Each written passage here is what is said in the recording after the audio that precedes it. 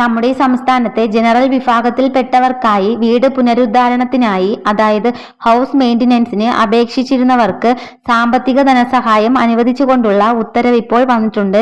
നിലവിൽ അപേക്ഷിച്ചവരിൽ നിന്നും തിരഞ്ഞെടുക്കപ്പെട്ട ഗുണഭോക്താക്കളുടെ ലിസ്റ്റാണ് ഇപ്പോൾ പ്രസിദ്ധീകരിച്ചിരിക്കുന്നത്. അതുകൊണ്ട് തന്നെ അപേക്ഷ സമർപ്പിച്ചവർ തീർച്ചയായിട്ടും ഈ ഒരു ലിസ്റ്റ് പരിശോധിക്കുക.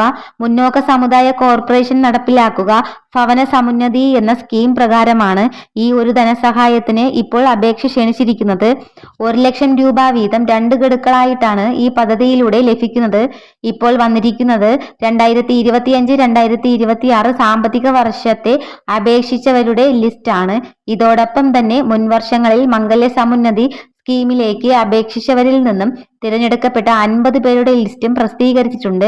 സാമ്പത്തികമായിട്ട് പിന്നോക്കം നിൽക്കുന്ന കുടുംബങ്ങൾക്ക് മുൻഗണന നൽകിയാണ് ഇവരെ തിരഞ്ഞെടുത്തിരിക്കുന്നത്.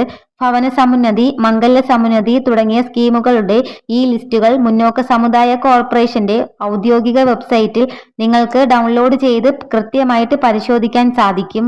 മറ്റൊരു പ്രധാനപ്പെട്ട അറിയിപ്പ്, മെയ് മാസത്തെ സാമൂഹിക സുരക്ഷാ പെൻഷൻ വിതരണം ഈ മാസം അവസാനം അതായത് മെയ് 25 മുതൽ ആരംഭിക്കും.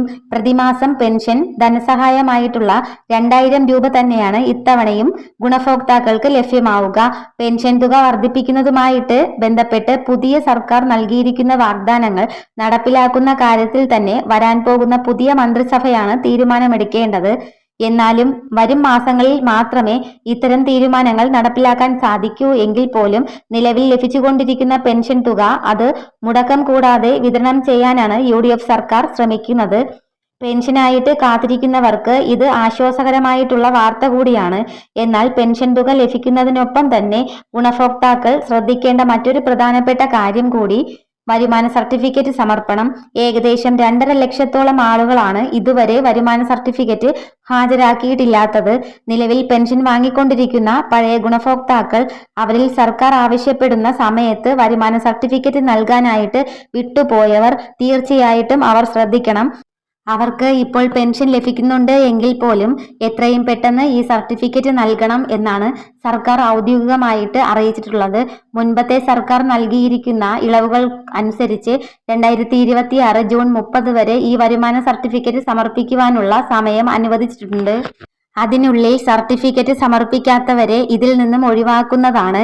പിന്നീട് അവർക്ക് പെൻഷൻ ലഭിക്കുകയില്ല എന്ന് മാത്രമല്ല അവരുടെ പെൻഷൻ അക്കൗണ്ട് സസ്പെൻഡ് ചെയ്യപ്പെടുകയും ചെയ്യും. വരുമാന സർട്ടിഫിക്കറ്റ് നൽകുമ്പോൾ കുടുംബ വാർഷിക വരുമാനം 1 ലക്ഷം രൂപയിൽ മുകളിലാണെന്ന് കണ്ടെത്തിയാൽ അങ്ങനെയുള്ളവർക്കും പെൻഷനിൽ തുടരാൻ സാധിക്കുകയില്ല. അതുകൊണ്ട് തന്നെ പെൻഷൻ ഗുണഭോക്താക്കൾ ഈ കാര്യങ്ങൾ കൃത്യമായിട്ട് ശ്രദ്ധിക്കുക. വീഡിയോ ഉപകാരപ്രദമായെന്ന് വിശ്വസിക്കുന്നു. ഇതുപോലുള്ള ഇൻഫർമേഷന് വേണ്ടിയിട്ട് ഈ ചാനൽ ഒന്ന് സബ്സ്ക്രൈബ് ചെയ്യണേ.